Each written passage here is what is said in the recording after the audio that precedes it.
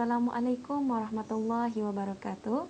Saya Najwa binti Dakim dan ahli kumpulan saya Ahmad Syahmi Daniel, Muhammad Umar Kuzaimi, Siti Naima, Amira Takifa dan Intan Farhana. Saya wakil dari kumpulan 4 akan membentangkan mengenai etnik Brunei. Sebelum itu, kata orang tak kenal maka tak cinta. Oleh itu, sebagai pendakwa kita mestilah mengenali mad'u kita terlebih dahulu. Tanpa membuang masa, jom kita sama-sama kenali etnik Brunei secara terperinci. Sekali, kita akan mengenali sejarah kemunculan nama etnik Brunei, di mana perkataan Brunei ini sebenarnya berasal daripada perkataan Baruna, rombongan klan atau saka yang mendapatkan kedudukan strategik dan mengucapkan perkataan Baruna, di mana perkataan Baruna itu bermaksud tempat yang sangat baik dan berkenan di hati mereka. Lama-kelamaan, Baruna itu menjadi Brunei.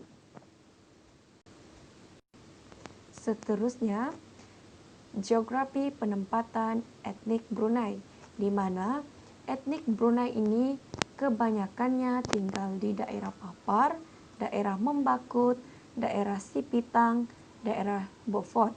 Namun, terdapat juga etnik Brunei yang tinggal di daerah yang lain. Namun, bilangannya cuma sedikit. Seterusnya, kita akan mengetahui 5 pantang larang dalam kehidupan seharian etnik Brunei.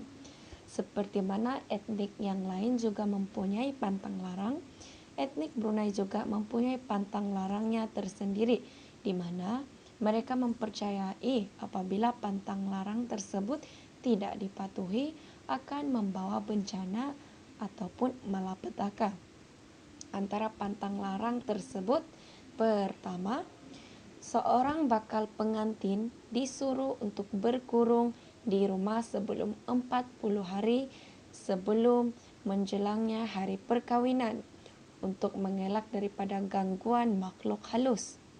Ini kerana bakal pengantin tersebut dikatakan berdarah manis. Yang kedua, isteri mengandung, di mana kedua pasang suami isteri tidak digalakkan berjalan pada lewat malam kerana ditakuti masuk angin dan mengganggu kesihatan kandungan. Yang ketiga, selepas bersalin, si ibu disuruh untuk berkurung di rumah kerana dikatakan darah selepas bersalin itu disukai oleh makhluk halus. Yang keempat, jangan menggendang meja atau lantai kerana dipercayai mengurangkan rezeki. Yang kelima, jangan duduk di atas bantal kerana ditakuti berbisul. Sebenarnya, hal ini ditegur sedemikian oleh ibu bapa kerana mereka tidak mahu anak mereka melakukan sedemikian rupa kerana perbuatan tersebut adalah tidak sopan. Seterusnya, kita akan mengenali lagi 3 petua yang biasa diamalkan oleh etnik Brunei. Pertama, mereka menggantung kulit limau di pintu ataupun tingkap rumah supaya hantu tidak memasuki rumah tersebut. Ianya berbeza dengan orang Cina kerana orang Cina menggunakan azimat. Namun perbuatan seperti ini adalah tahyul semata-mata. Yang kedua, mandi air bomba sebelum bersunat supaya tidak sakit. Yang ketiga ialah mereka menggunakan bahan-bahan semula jadi seperti kunyit, madu dan tepung beras untuk perubatan dan kecantikan. Mereka mempercayai bahawa bahan-bahan tersebut akan membawa mereka kepada sesuatu yang lebih baik. Okey, Seterusnya, kita akan mempelajari beberapa contoh perkataan dan ayat bahasa Brunei.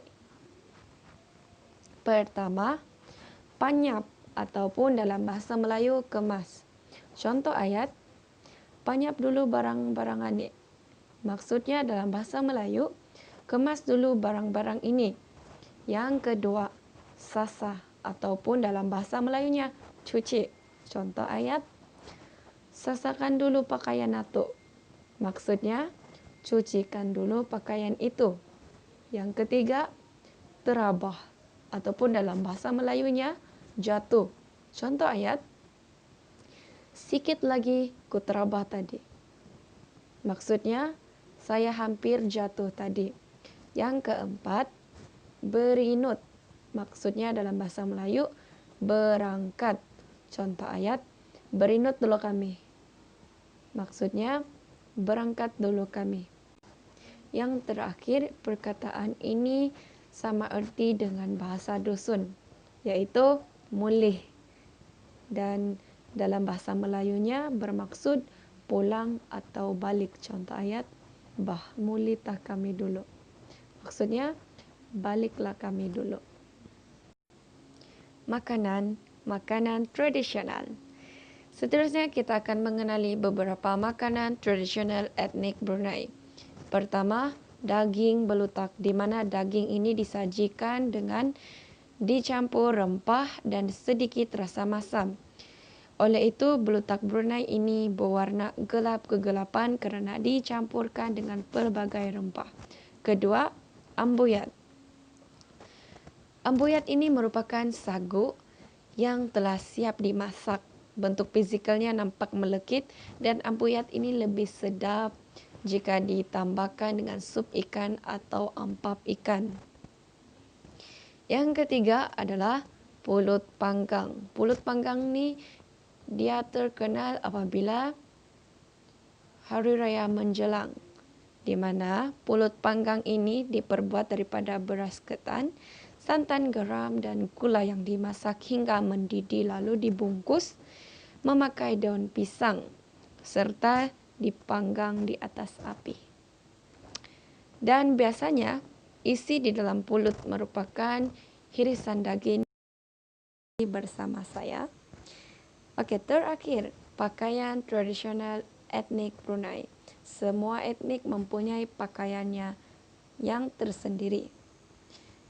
Okey, untuk etnik Brunei, nama pakaian tradisional mereka dikenali sebagai jong sarat, di mana pakaian tradisional ini biasanya digunakan sewaktu majlis perkahwinan ataupun bersanding, malam berbedak ataupun majlis merisik, dan kebiasaannya juga digunakan sewaktu majlis-majlis untuk mempersembahkan suku kaum Brunei dan mempersembahkan tarian.